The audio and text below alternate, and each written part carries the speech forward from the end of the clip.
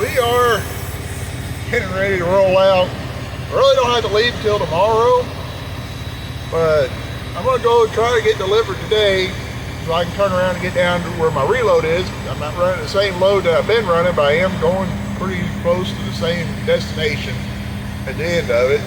But I want to stay ahead of this big winter storm that's coming in.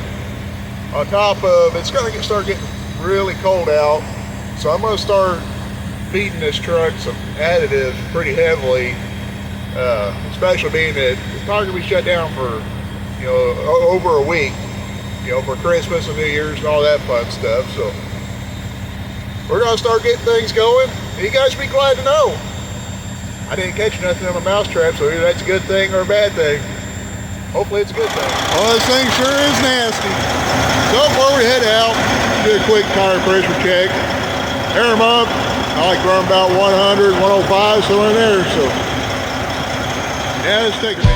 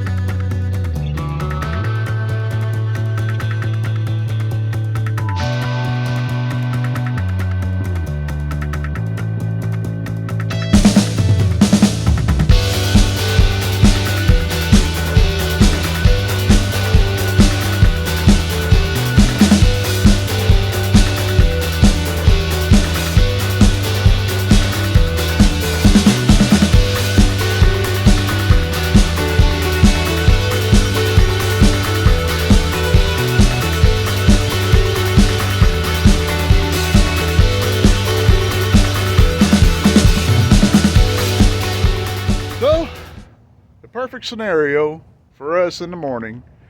I mean, we're already empty. We've already drove down here to Tennessee to get staged up to where all we gotta do is pull across the street in the morning, get the wagon loaded up, kick the old mule in the rear, and head on down the road. I mean, hopefully my old buddy Jason's in the mood to get going, and he can get me loaded up and we can get on over to Kansas. Because the perfect scenario in this situation is, since I left early, I want to be able to go across the street, get loaded, get to Kansas City, get unloaded, get down south a little ways, get reloaded, and then get back to Missouri to where I can get unloaded Wednesday and be done for the year. That's the perfect scenario. All else fails, we'll unload Wednesday morning, reload, then have to unload Thursday morning in Missouri. But the storm's supposed to be starting to roll into Kansas I think, late Wednesday. So we definitely want to get out of Kansas as fast as we can. Faux show. Well, Jason did a fantastic job getting me out of there.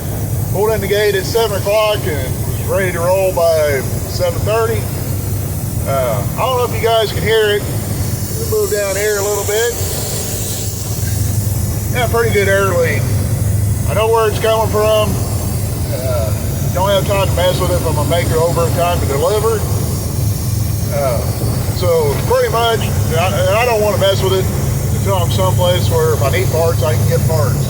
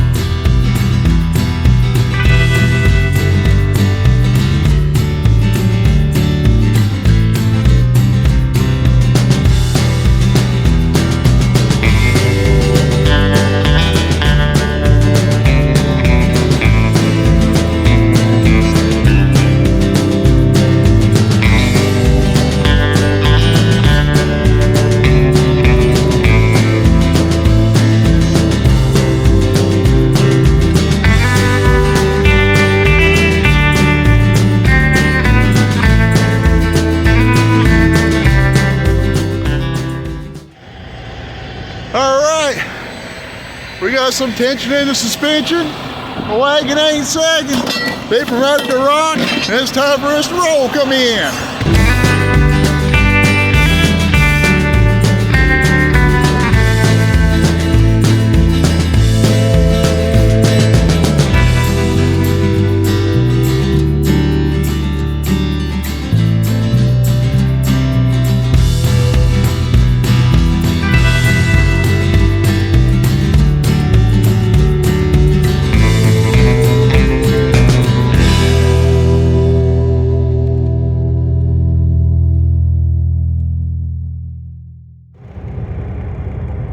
So let's address our air leak issue.